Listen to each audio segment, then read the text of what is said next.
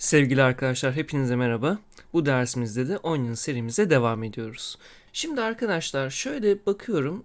Size öncelikle update konusunda söylemek istediğim bir şey var Base Repository'de. Bir önceki derste değil, bu derste söylemek istedim bunu. Şimdi bu şekilde biz update yapacağımız zaman bir şeyi fark etmiş olmanız lazım. Bu update işleminde biz tamam burada context set update diyoruz da şöyle bir sıkıntı var. Biz update işlemi yaparken kullanıcıdan aldığımız yeni verileri update etmek istediğimiz hedefe doğru aktarmalıyız. Ama sıkıntı şu, burada biz kullanıcıdan şu seviyede, şu noktada sadece ve sadece bir T tipi alacağımızı biliyoruz. Ve T'nin de ancak ve ancak şöyle göstereyim, bir ne demişiz? Entity olacağını söylüyoruz. Fakat kullanıcı bu T'deki yani Entity dediğimiz T bir sürü tip olabilir. App user olabilir, app role olabilir, product olabilir, kategori olabilir. Ben hangi property'lerin değişeceğini burada nasıl anlayacağım? Bunu anlayamam ki, değil mi? Çünkü çok jenerik bir tipteyiz hala. Dolayısıyla burada bu şekilde update yapmak, biz iş akışına girdiğimiz zaman bunu manager interface'lerimizi implement etmeye çalıştığımız zaman bize bir belirsizlik çıkartacaktır. Hangi property nereye hangi değerini aktaracağımı bilemeyecek bir duruma geleceğim. Dolayısıyla da şöyle bir sıkıntı olacak. Ya ben tek tek bütün böyle repository ayrı ayrı update yazacağım. O da bir nevi mantık tekrarına neden olacak, kod tekrarına neden olacak. Keza iş akışında da bunu kurtaramayacağım. O yüzden buradaki durumu öyle bir hale getirmeliyiz ki, hatırlayın eski Entity Framework derslerimizden, bu update'in böyle otomatik olması lazım. Yani sistem runtime'da bu T'nin jenerikliği belirlenmiş olduğu anda hangi tipin hangi yapıları değişmişse otomatik olarak onları algılaması lazım ki biz de önceki update durumlarımızda bunu yapmıştık, değil mi? Bu noktada biz kendi update'imizi buraya nasıl entegre edeceğiz? Öncelikle şöyle kontrat katmanındaki yapıya geliyorum. iRepository'e geliyorum. Diyorum ki hani ben artık tek bir T üzerinden bu mantığı kuramayacağım. 2 tane T alayım. Bir tanesi entity'nin orijinal hali olsun. Diğeri de yeni göndereceğim hali olsun. Şu şekilde original entity, new entity şeklinde. Ve ben bu şekilde ondan sonra implement ederken Base Repository'me geliyorum. Tabii ki şimdi update'imizi burada miras aldığımız interface'i değiştirdik ki o yüzden onu o şekilde implement etmediğimiz için hata veriyor. Hemen onu düzeltelim. Ona diyelim ki sen şöyle 2 tane parametre alacaksın ve buraya da gelip şunu yapalım arkadaşlar. Artık bu şekilde bir update yapmayacağım. Alışık olduğumuz entry tarafını kullanacağız. Burada entry'ye original entity diyeceğim. Diyeceğim ki current values, set values, new entity olsun. Şimdi burada ne demek istiyoruz biz? Bir kez daha açıklayalım. Hani database'e T setlendiği zaman o ilgili tabloya bir girişte bulun. Sana ben bir original entity diye bir argüman veriyorum. Yani hedeflediğim veriyi veriyorum. Güncellemek istediğim hedef veriyi veriyorum. Onu al, mevcut değerlerini tespit et ve set et o mevcut değerleri. Neye set et? Sana gönderdiğim yeni entity'nin değerleriyle replace et. Yani yeni entity'nin değerlerini buna aktar diyorum. Böylece artık T'nin ne olduğunu bilmek zorunda kalmayacağım. Sadece çağırdığım zaman bu işlemleri yapmış olacağım. Güzel. Şimdi burada arkadaşlar artık Base Repository'mizi de yaptık. Bakın şuradaki sistemimizde de bir sıkıntı yok. Bunu da düzenledik. Şimdi bu Base Repository'miz, şöyle kapatalım şu tarafı. Şimdi şu Base Repository'miz şu noktada. Hatta bakın böyle yerlerde çalışma konusunda rahat etmek istiyorsanız sağ tıklayarak Scope to this diyebilirsiniz. Şöyle yukarı taraflarda olması lazım. Şurada. Böylece daha rahat bir çalışma ortamına geçmiş olursunuz. Şunları da böyle kapatalım. Daha rahat bir çalışma ortamına geçmiş olursunuz. Burada işinizi halleder. Sonra şuradan tekrar geri dönersiniz. Mesela Base Repository dedik. Devam edelim. Diğer repository'lerimizi açalım. Mesela App Role Repository var. Şöyle açıyorum App Role Repository'yi. Tabii ki base repository'den miras alacağız. Base repository'den neye göre miras alacağız? Appro'ya göre miras alacağız. Doğal olarak şu anda bana bir sıkıntı çıkartıyor. Sebebi de şu.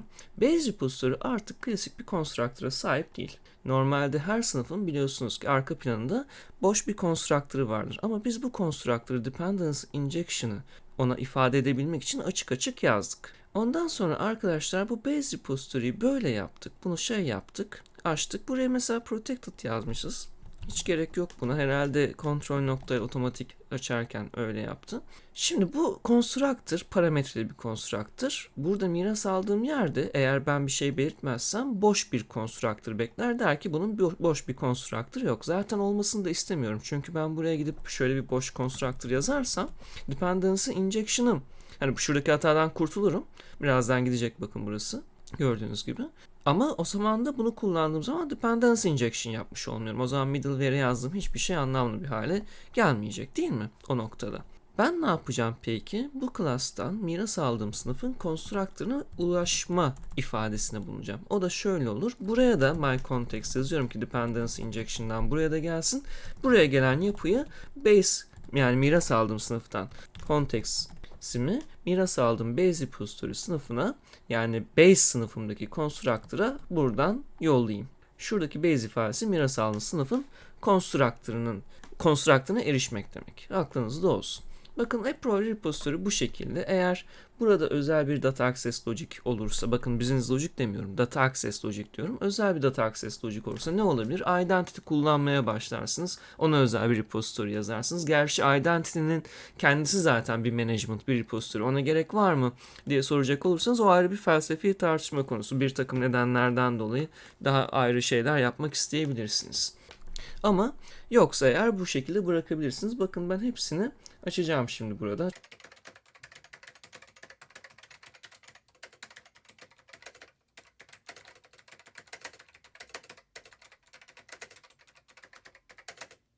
Product, order detail repository, order repository, güzel. Category repository'm var ve app user, güzel. Şu noktada 9 tane olması lazım. Aynen 9 tane güzel repository'lerim böylece bu tarafta tanımlanmış oldu. Şimdi ne yapacağız? Şimdi arkadaşlar burada şimdi önemli bir felsefi nokta var. Mimarinin özü. Şimdi ben burada bu repository'leri yaptım. Aynı zamanda kontekstimi de yaptım. Yalnız .NET Core derslerimizden hatırlarsanız şöyle bir durum var. Şimdi biz normalde bu context sınıfını, bu repository'leri biliyorsunuz ki middleware'da IOC container'ı eklememiz lazım. Resolve etmemiz lazım onları. Ancak şimdi bu sınıflar, buradaki repository sınıfları ve buradaki context sınıfım benim persistence katmanımda. Benim dependency resolver'ları çağıracağım, IOC container'ımı ekleyeceğim yer neresi? Presentation'ın API projesindeki program CS kısmı. Şimdi şöyle bir durum var. Hatırlıyorsanız Onion mimaride bağımlılık dediğimiz yapı, bağımlılıklarımız hep içe doğruydu. Yani hep core'a doğru. Yani benim şöyle infrastructure'daki yapılarım ve presentation'ımın içerisindeki UI'larım hep core'a doğru bağlı olmak zorunda. Bu noktada da insana sanki şöyle bir şey geliyor. Ya o zaman ne olacak? Ben şuradaki persistence yapılarını, context repository'leri ve hatta inner infrastructure'da birazdan açacağımız manager yapılarını dependency resolver'a ekleyebilmek, yani daha doğrusu IOC container'ı ekleyebilmek için, resolve edebilmek için program CS'de kullanmalıyım. Ama program CS'de bunları kullanmak için de program CS'in bulunduğu Web API projesinin bunlardan referans alması lazım. O zaman bu bağlılık sayılmaz mı? Bu bağlılık olmuyor mu? Şimdi burada çok önemli bir nokta var arkadaşlar. Önce dependency, bağlılık demek ne demek? Önce orada bir anlaşalım.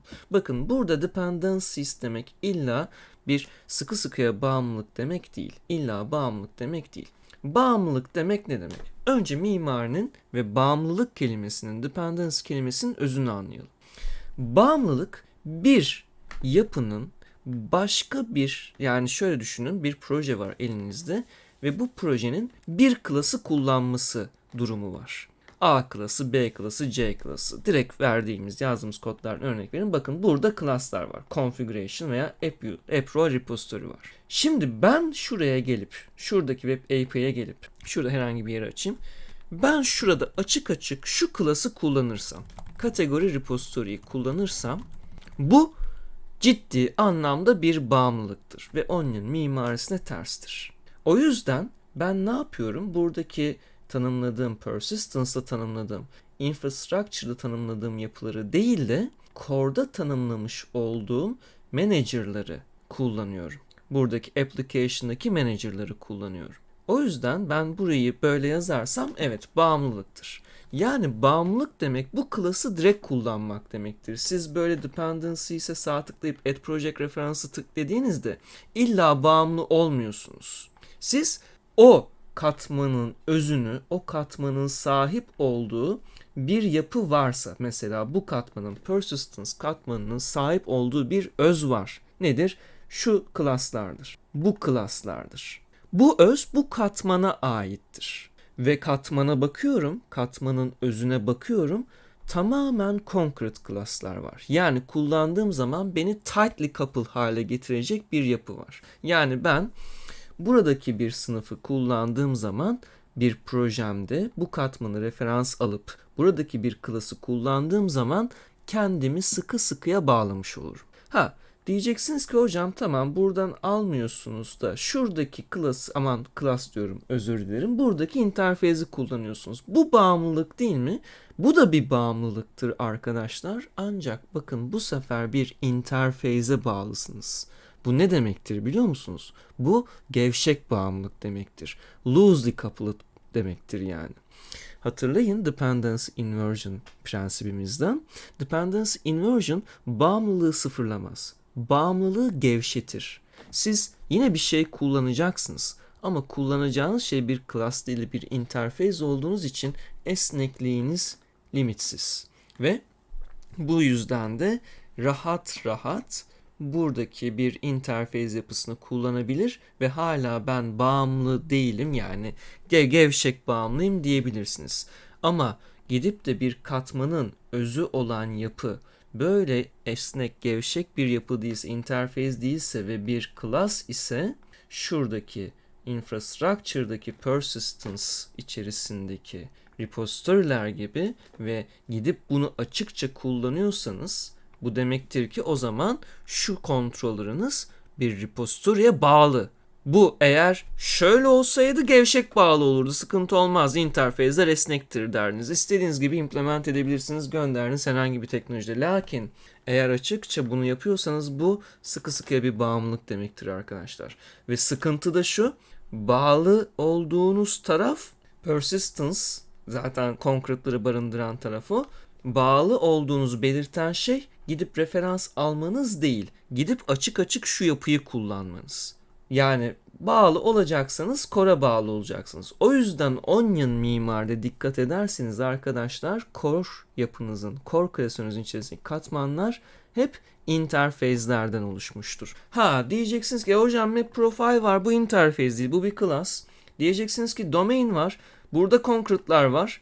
Ama bakın domain yerine ben şuraya kontrata ve application'a tıklamak istiyorum. Gerçi domain'de problem değil, hep DTO kullanacağımız için problem olmaz. Application var hocam, burada DTO'lar var. Az önce yanlışlıkla entity'leri gösterdim. Bunlar da concrete. Manager'lar var. Bunlar interface, hadi buradan kurtarıyoruz ama mapping var. Bunlar map profile, bu şekilde. Map profile da concrete. Bu katmanda da öz yapılar var. Bu katmanda da böyle class yapıları var. Evet ama şöyle bir şey var arkadaşlar.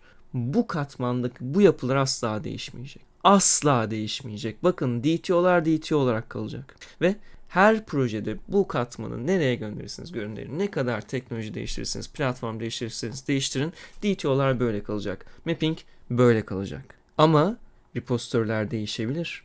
Bugün Entity Framework kullanırız. Yarın Dapper kullanırız. Öteki gün ADO.NET kullanırız. Repository'lerin içerisindeki kodlar değişebilir ama interface'ler içlerinde kod barındırmadığı için problem yok. Bunları gevşek bir hale getiriyorsunuz. Yani gidip de DTO'ları falan yapmazsınız.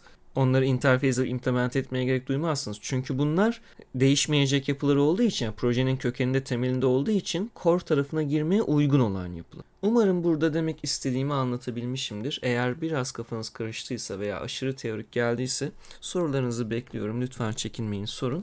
Benim burada bağlamak istediğim nokta şu sevgili arkadaşlar. Biz burada Pro repository falan UI'da kullanmayacağız. Ama Dependency Resolver için bu katmanla bağımlı değil de iletişim halinde olmamız lazım. Bakın yanlış anlamayın, ben şu sınıfları kullanmayacağım. Ama bu sınıfların middleware'da IOC'ye eklenmesi lazım. O yüzden benim persistence'la haberleşme halinde olmam gerekecek. Yani ne yapmam gerekecek? Şu UI tarafına eninde sonunda dependency'se sağ tıklayıp burada persistence'ı checklemem gerekecek. Peki bu bağımlılık anlamına mı gelecek? Hayır.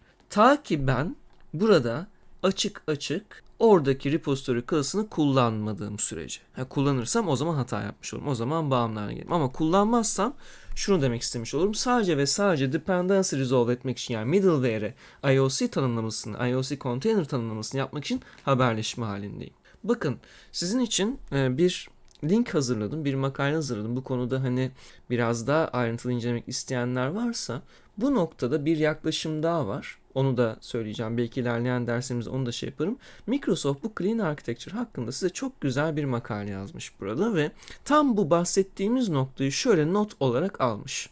Ben biraz bahsedeyim size buradaki noktada ne demek istiyor. Bakın diyor ki App Startup sürecinde Dependency Injection ayarlamak için UI layer'ınız infrastructure'ınızdan referans almak zorunda kalabilir. Bunu siz yine de elimine edebilirsiniz. Peki nasıl elimine edeceğiz? O size bahsettiğim ikinci yöntem controller segregation'a giriyor arkadaşlar. İsterseniz ilerleyen derslerimizde o şekilde de yapabiliriz. Ama diyor ki mevcut örneğin en basit yaklaşımından UI Project'e en basit yaklaşımını göstermek istediğimizden dolayı, buna izin vermekten dolayı UI Project'i infrastructure'a veriyoruz. Fakat bir developer olarak asıl tiplere referans, yani o size bahsettiğim kategori referansını falan limitli tutmalısınız ve sadece application'ınızın composition route'unda kullanmalısınız bunları diyor. Yani şunu demek istiyor. Composition route'dan kastettiği yer neresi biliyor musunuz? Middleware'ın olduğu kısım, dependency resolver'ların tetiklendiği kısım. Yani şu anki projeden bahsedecek olursak sizin UI'nizdeki program CS kısmı. Eğer sen infrastructure referans ediyorsan oradaki tipleri burada ayağa kaldır ve başka hiçbir yerde kullanma diyor. Bu en sade yaklaşımdır. Yok daha da ben segregate etmek istiyorum derseniz onun arkadaşlar sistemini de size göstermeyi çok isterim. O da çok hoş bir tarzdır. Gerekli midir? Tartışılır senaryodan senaryoya. Controller segregation yapıp bu sistemi düzenleyebilirsiniz. Ona da merak ediyorsanız hocam bu yaklaşım ya tamam tam bağımlı değiliz anladım da ya hiç infrastructure'dan bahsetmek istemezsek UI'da bu da mümkün mü? Mümkün arkadaşlar. Okey. O zaman şimdi ne yapacağız? Burada direkt yazmayacağız. Yine single responsibility açısından bu dependency resolver olayını nerede kuracağız? Mesela repository ve context resolver'larını geleceğim. Persistence'a öncelikle şöyle bir klasör açacağım. Dependency resolvers diye. Bu dependency resolvers içerisinde sevgili arkadaşlar persistence'ımızla ilgili işlemleri, resolve'larımızı yapacağız. Şöyle bir class açıyorum. Repository injection diyorum. Önce bunu bir halledelim. Bir extension metot yaratacağım için statik bir class oluyor. Bakayım ne vardı bana burada. Run interpreter. Şöyle bir kapatalım onu. Şöyle bir kaydedelim. Şuradan bir çıksın. Niye az önce bana öyle bir bug'a girdi onu anlamadım. Bir save'de falan problem yok değil mi? Okay. Repository injection diyorum. Şimdi geldim. Public static void add repository services diyorum. Hemen extension metodumu ayarlamak adına this iService collection diyeceğim ve services diyeceğim. Şöyle bir metodumu açayım. Sonra services at scoped mantığında iProduct repository istediğim zaman, yani product repository interface'inden bahsettiğim zaman bana product repository instance'ı ver diyorum. Tabii. Şimdi bakalım. iProduct repository product. Bakın ben bir interface söylüyorum ama diyor ki sen bu interface söylersen ben şu anda sana bunu veremem. Neden veremez? Bakın repository'lerimize bakalım mı? AppRo repository base repository'den miras almış. AppUser profile repository base repository'den miras almış. Ama hatırlıyorsanız bizim kontrat katmanımızda her bir repository için ayrı bir interface açtık. Interface segregation yapıyoruz aslında bir nevi. Şimdi ben sadece bunu yaptım ama base repository tamam iRepository T'den iRepository'den miras alıyor şu şekilde. Bakın şurada pardon base configuration açtık şöyle. Tamam çok güzeldi. Şu anda bir de ne yapmamız lazım? Base repository buradan miras AppRo repository base repository'den miras alıyorsa bir de kendine has interface'ini de hemen alması lazım. Miras alması lazım. Keza mesela az önce Dependency Resolver'da hatasının sebebi de o. Diyor ki bana ben iProduct repository istediğin zaman product repository instance'layamam sana runtime'da diyor. Niye? Çünkü benim product repository'm iProduct repository'den miras almıyor arkadaşlar. Buradan miras aldığı anda bakın buradaki hata kalkacak. Gördünüz mü? Onları bir hemen düzenleyelim. AppRo repository yaptık. AppUser profile repository için iAppUser profile repository diyorum. Diyemedim. iAppUser profile repository açmadık mı biz? Bakın onu da açmamışız. Hemen şöyle yapalım. Kontratlarımda iProduct, iAppUser role gerçekten de açmamışız arkadaşlar. Aslında açmışız. Pardon ismi farklıymış. Şu şekildeymiş. Onu değiştirelim. Düzenleyelim daha doğrusu. iAppUser profile repository gözümüzden kaçmış. Yes diyelim. Her tarafta düzeldiğinden emin olalım. Güzel. Rahat rahat artık şuraya iAppUser profile repository diyebiliriz. Şöyle. Güzel. AppUser 4, 5 tamam. Devam edelim. Şu tarafları kapatalım. Bazen böyle standartlar dışına çıkabiliyoruz. Gaflet anımıza gözümüzden kaçıyor ama en büyük derdimiz bu olsun. Diğerlerini rahat rahat ekleyelim de bu AppRo repository yaptık. iAppUser profile repository ekledik. AppUser için hemen verelim. Tamam. Artık repository için resolver'ımıza rahatça gelebiliriz. Repository injection'ımıza. Ve şunu diyebiliriz. Services at scope. Peki sen iCategory repository dediğimde bana ne yapacaksın? Category repository instance vereceksin. Bakın artık bir hata çıkmaz.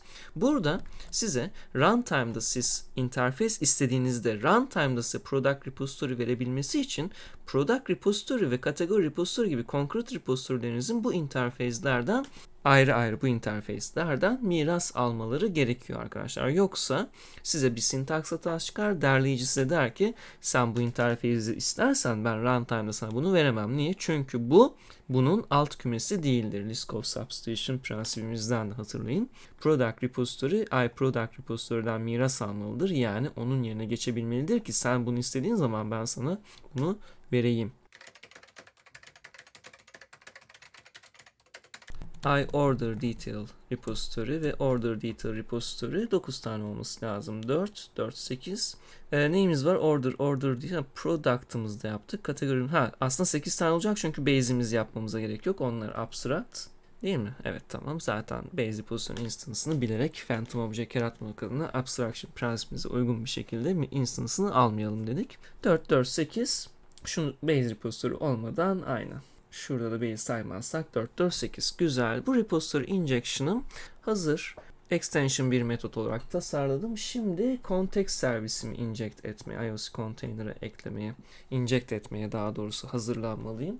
Hemen şöyle db context service injection diyelim. db context service injection. Buraya da gelelim. Yine bir statik sınıf olacak. Service provider diyelim. Bize bir provider vermesi lazım. Services parametremizden bu yıl service provider diyorum. Sonra iConfiguration yapacağım. Ama Castle olanı değil, extensions configuration'dan isteyeceğim bunu. Configuration'ı belirleyeyim hemen. Yes service iConfiguration. Hatırlıyorsanız sevgili arkadaşlar buradaki kodlarımız bize bir servis sağlayıcı sunuyor. Servisleri bize sunabilen bir şey sunuyor. iConfiguration tipinden bir servis aldığımız zaman da startup olarak set edilmiş projemizden mesela API'mızdan şuradaki settingleri, ayarlamaları alıyor. Mesela şuraya da hemen şöyle connection strings'imizi yazalım. Unutmayalım onu, my connection diye.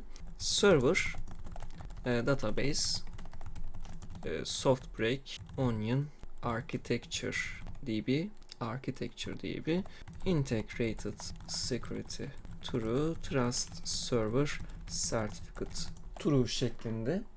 Güzel.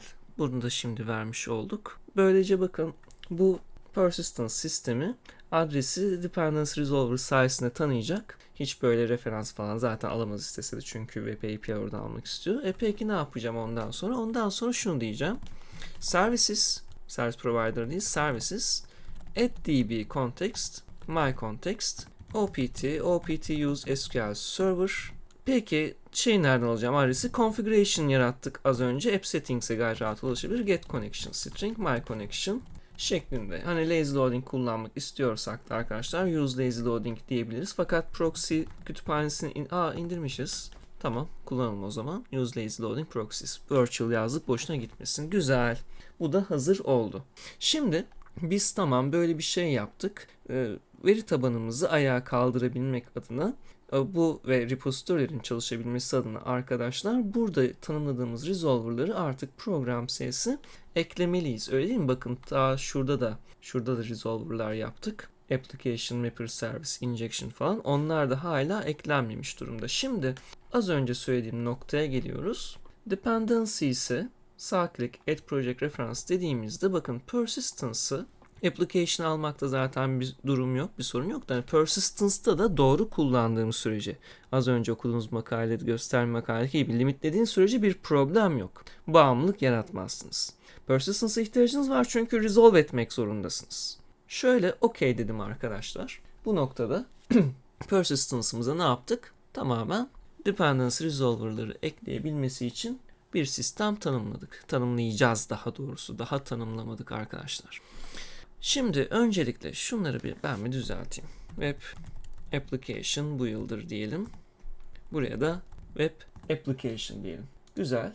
Peki biz bunu da yaptık. Şimdi ne yapacağız? Şimdi arkadaşlar bakın şunların namespace'ine bakalım. Şu. Geldim buraya. Hemen at using diyorum. Razor View'dan aklımda kalmış arkadaşlar. Bir an MVC'de hissettim kendimi. Güzel. Biz DB Context Service Injection için ne yapacağız? Şu metodu kullanacağız. At DB Context Service. Bakın yapacağım şey şu. At DB Context Service. Bakın sırf bunun için referans aldık arkadaşlar persistence'tan ve dikkat edin hala şunu kullanmıyorum. Bakın hala şunu yazmıyorum. Oradaki özel extension metodumu çağırıyorum. Bağımlılık ne kadar gevşek, gördünüz mü? Yani aslında bizim şunu kullandığımızdaki bir bağımlılık yok arkadaşlar. Bunu kullanırsak bağımlıyız, evet, ama bunu kullanmıyorum. Tamamen extension metotlardan bunu hallediyorum. Bir tane daha var, o da Builder Services, o da Add Repository Services. Güzel. Bir de arkadaşlar şuradaki Mapper Service'i ekleyeceğim. Application şu. Add Application Mapper Service. Bunu da şöyle kopyalayayım. Using şuna Builder Services Add Application Mapper Service. Güzel. Bunu da entegre etmiş olduk. Context sınıfında DB Context Service tarafından entegre ediliyor. Şuradaki taraftan connection string'i de aldık. Daha doğrusu o configuration'ın alıyor. Şurayı da yazdık. Tamamdır. Şimdi arkadaşlar hemen şöyle gelelim. Web API'ye gidelim. Şurada bir invariant globalization vardı. Bu sonraları gelen bir şey arkadaşlar. API üzerinden böyle bir migration yaptığınız zaman .NET 6'dan veya 7'den sonra geldi yanlış hatırlamıyorsam. Artık bu nokta invariant globalization'a hata çıkarmak için burada bu tanımlamayı yapmanızı istiyor. Yoksa migration kodlarınız gönderilmiyor doğru düzgün. Hemen şimdi birazdan veri tabanını ayağa kaldırıp test edeceğim. Bakalım veri tabanımız rahatça, sağlıklı bir şekilde ayağa kalkıyor mu diye. Ondan sonra bir ara veririz. Ondan sonra da infrastructure yapısını düzenleriz. Şöyle package manager. Bir de pardon şeyi unutmayalım. Şuraya da bir design yapısını manage negative package'dan EF Core design dememiz gerekiyor. Şunlar 8'de açtık değil mi? Hep bakıyorum şöyle. Tamam 8. Şöyle EF Core Design. Şunu da alalım. Entity Framework Core Design, çünkü farklı bir katmandan kaldıracağız. Hemen API tarafını yükleyelim. Accept diyelim. Tamam, güzel. Package Manager konsolunu açtım. Domain dediği persistence da benim context sınıfım. O yüzden persistence aldım. Add migration mig1 diyorum. Güzel. Update database diyeceğim şimdi. Mükemmel. Bir problem çıkmadan ayağa kaldırdık. Yine de bir test edelim hemen. Şu isimde bir veri tabanını arayacağız sevgili arkadaşlar programımızda. Softbreak Onion Architecture DB. Hemen bakalım. Mükemmel. Gördüğümüz gibi istediğimiz ölçekte bu mimarda veri tabanımızı ayağa kaldırmayı başardık. Bundan sonra inner infrastructure'ımızı yazar. Ondan sonra da UI'mize geçer ve sonra serimizi tamamlarız sevgili arkadaşlar. Güzel. Bir sonraki dersimize kadar arkadaşlar kendinize lütfen çok iyi bakın. Lütfen merak ettiğiniz ve içinize sinmeyen tarafları sorun. Birlikte konuşalım. Kendinize tekrar çok iyi bakın. Bir sonraki dersimizde görüşmek üzere. Hoşça kalın arkadaşlar.